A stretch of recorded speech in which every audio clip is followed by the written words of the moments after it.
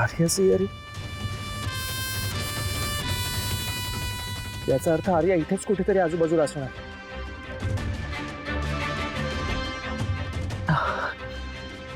आर्या,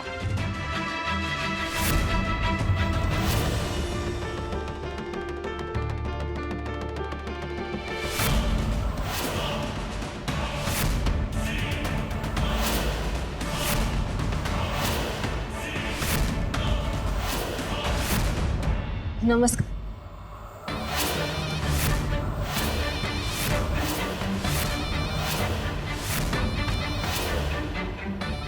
नग नमस्कार करूस, कारण तुला जो आशीर्वाद हवाय तो नाही देणार मी.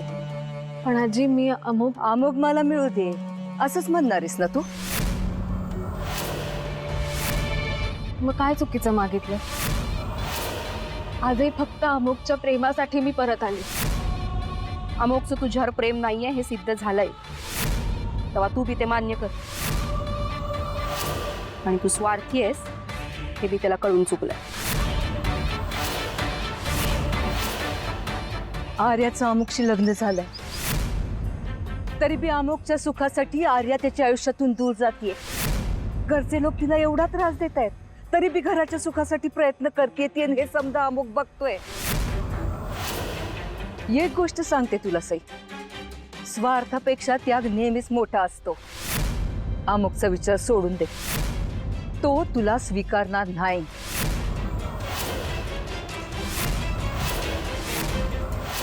आणि तुझा परत अपमान होण्यापेक्षा तू शहाणपणानं मुंबईला गेली होतीस ना, तेच बरोबर होतं. अमोकचं आणि जे काही तुझं नातं होतं ना ते संपलंय. आणि एक गोष्ट लक्षात ठेवायची, आर्याची आणि त्याची लगीन गाठ बांधली गेली आहे ती कधी बी न तुटण्यासाठी. तेव्हा इथनच परत जा. नाही, अमोघला मिळवल्याशिवाय मी परत जाणार नाही. आणि आता आर्याही मला अडवू शकत नाही. ये बघ, या भ्रमात तुला डोकं आपटायचं असेल तर ठीक आहे, पण तुझ्या नसत्या उद्योगांपैकी तिघांचं आयुष्य बी पणाला लागणार आहे. तसंच करायचं असेल तर तुझी मर्जी. माझे अनुभवाचे बोल ऐकून ठेव. आर्या नामुकची गाठ काळूबाईनं बांधलेली आहे, आणि तिनं जुळवलेलं नातं जगात कोणी बी तोडू शकत नाही. तेव्हा शहाणी हो, अमुकचा नाद सोड. तू बी सुखी हो आणि त्या दोघांना बी सुखात राहू दे.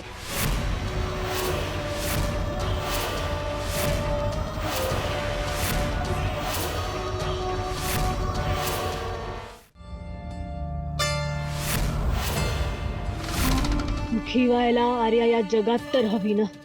आर्या आणि अमोघला मी एकमेकांपासून कधीच वेगळं केलंय. आता अमोघ फक्त माझा आहे.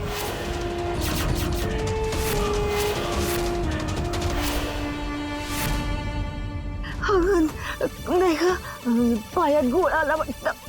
आता अचानक आशीर्वाद न देताच पाय मागे घेतलास ना, हरकत नाही.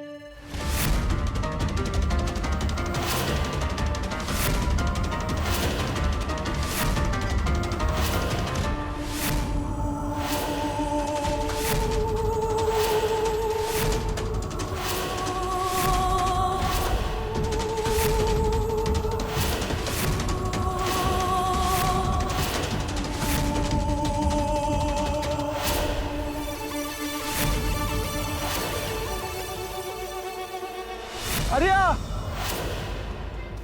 आर्या, आर्या कुठे आहेस तू? आर्या, आर्या,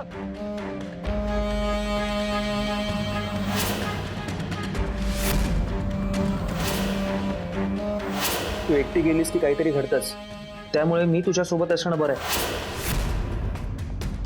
तू आणि काळूबाई असताना मला कसलाच धोका नाही.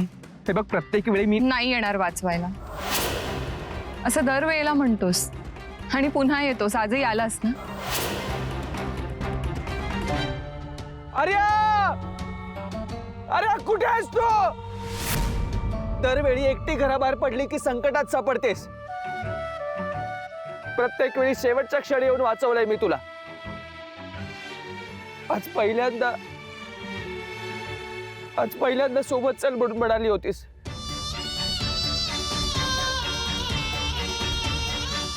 नाही प्रोटेक्ट करू शकलो तुला. नाही प्रोटेक्ट करू शकलो.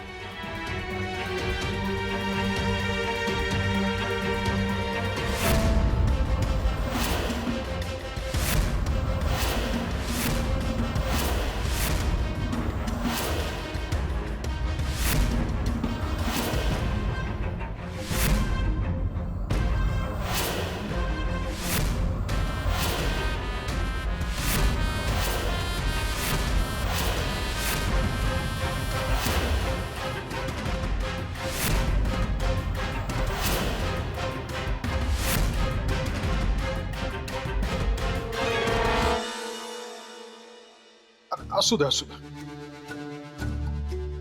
अगं राहू दे. अगं पण तू हो मी परत आली आहे साहेब अशी अचानक. मी अमोक शिवाय नाही जगू शकत. अमोकनी माझा इन्सल्ट केला, मला हर्ट केलं म्हणून मी मुंबईला निघून गेले. पण सगळ्यांपासून लांब गेल्यावर मला कळलं की काय कळलं? हेच की अमुक जे काही वागतोय ते आर्याच्या इन्फ्लुएन्समुळे. आर्या पाटील घराण्याचा नाश करायला आली हे तुम्ही मला आधीच सांगितलं होतं. आणि आता अमोघही तिच्या इन्फ्लुएन्स खाली आलाय. आई, अमुक खरंच खूप साधा सरळ मुलगा आहे. तो तिच्या जाळ्यात अडकला म्हणून माझ्याशी असं वागायला लागलं.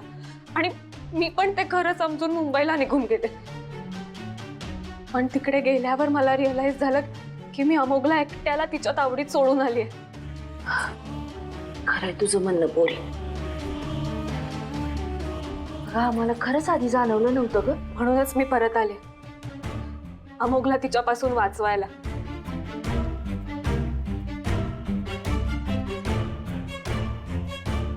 माझ्या घरच्यांनी तर माझ्याकडे आधीच पाठ फिरवली होती. आणि आता जर तुम्ही मला नाही स्वीकारलं तर मी नाही जगू शकत. अगं सई, अगं असं अभद्र कशा बाई बोलतेस?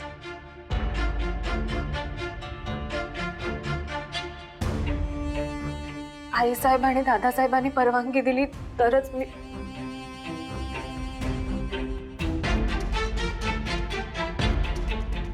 मला फक्त तुमच्या आशीर्वादांची गरज आहे. आमचे आशीर्वाद तुमच्या पाठीशी आहेतच. अगदी योग्य निर्णय घेतलात तुम्ही.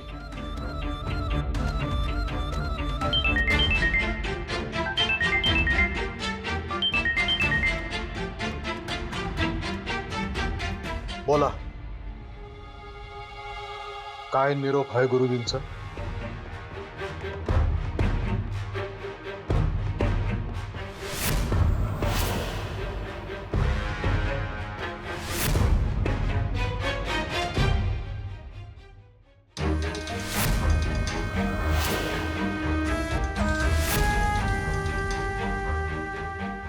ठीक आहे.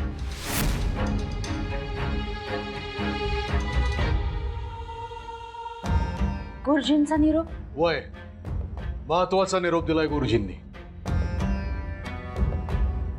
सांगा तरी, आमचा जीव टांगणीला लागलाय. अहो सांगतो जीवावरचं ओझं हलकं केलंय गुरुजींनी. म्हणजे त्या आर्याचा कायमचा बंदोबस्त लावलाय. आर्या पुण्यांदा आता पाटलांच्या वाड्यात येणार नाही असा निरोप आहे.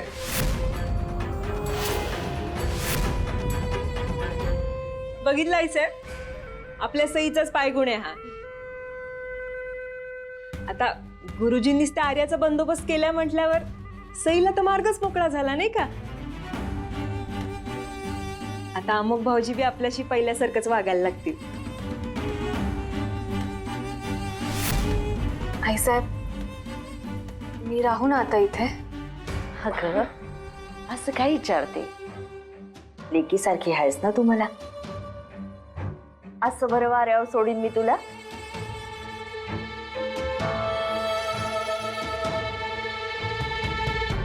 Good bye Arya. अमोकच्या आयुष्यातून, पाटलांच्या घरातून आणि या जगातून तुझी कायमची एक्झिट आणि माझी पुन्हा एंट्री. शेवटी मी जिंकलेच.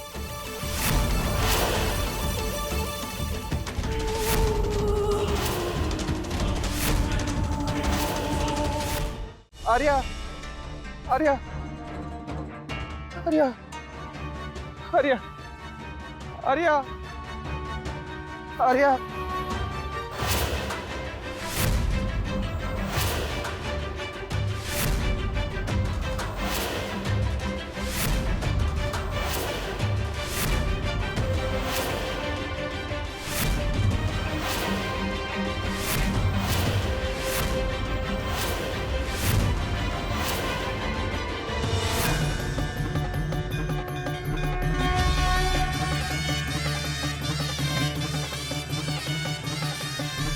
दुमदुमलं नाव तुझं मंतरलं ग, रूप तुझं पार्वतीचं अवतरलं ग, हुरहुरला भेटीला अंकुरलं ग, देवी तुझ्या दर्शनानं दुःख सरलं ग, काळू देवी आईचा गजर ग, तिचा सोनेरी मायेचा पदर ग, आदिशक्ती अंबा तू सत्तुबाची, तिला साऱ्यांचीच आहे खबर ग.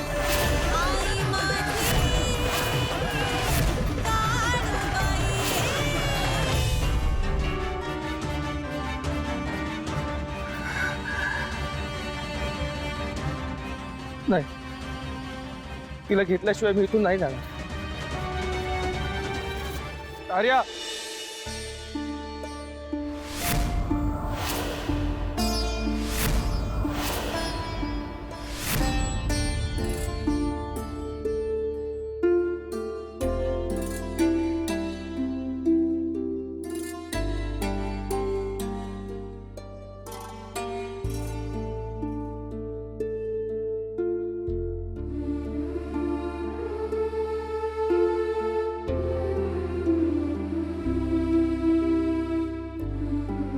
बाळा, काय काय सहन करावं लागतंय तुला माझ्यासाठी.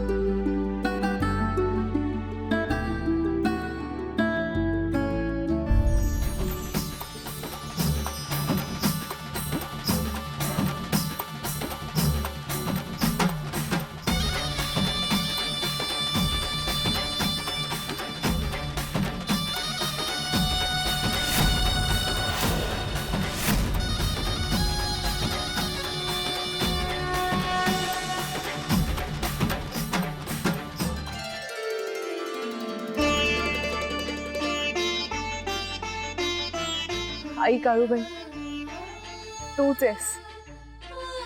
ओळखलंय मी तुला. नेहमी माझ्या हाकेला धावून येतेस. आजही स्वतः आलीस मला वाचवायला. केवढं मोठं भाग्य आहे माझं. साक्षात तुझं दर्शन, तुझा स्पर्श. आणखी काय हवंय मला? आई म्हणतेस ना मला, मग लेक संकटात असताना आई धावून येणारच. देव दास असतो भक्ताचा. पूर्ण समर्पणाने जो भक्त भक्ती करतो त्या देवाभोवती तो प्रेमाचं बंधन घालत असतो. त्यामुळे देवाला माणसाच्या हाकेला धावून यावंच लागतं. देवाला अलौकिक आनंद होतो. देव भावाचा बुकेला असतो. ज्याची भक्ती अशी काटोकाट भरलेली असते त्याचा दास होतो देव. आणि आर्या, तू त्यापैकीच एक आहेस. तू माझा वसा घेतलास, मग कुठल्याच वेदनेला घाबरली नाहीस. तू माझ्या परीक्षेत पूर्णपणे उतरलीस, मग मला तुझ्या हाकेला धावून यावंच लागलं ना. आर्या! आर्या! आर्या! आर्या! अमोघ मला शोधतोय, मला जायला हवं. मी आर्या थांब. तो तुला शोधत असला तरी तुम्हा दोघांची भेट इतक्यात होऊ शकत नाही. का काळूबाई, का?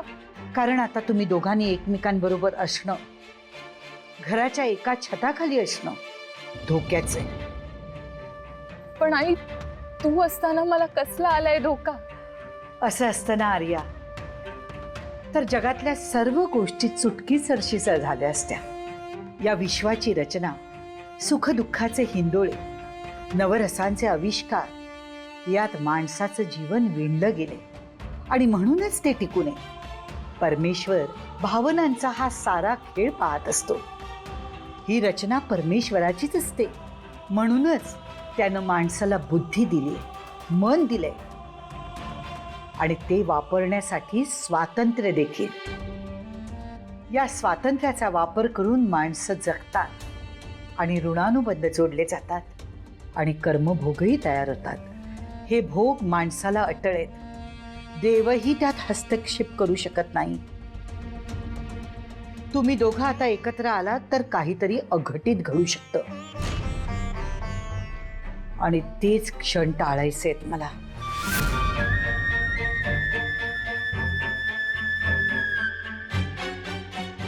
आर्या, हा अपघात आणि त्याच्यानंतरची वेदना हे कर्माचेच भोग आहेत. त्यात अनेक घटक आहेत. ही रचना मोडायचा तू प्रयत्न करू नकोस.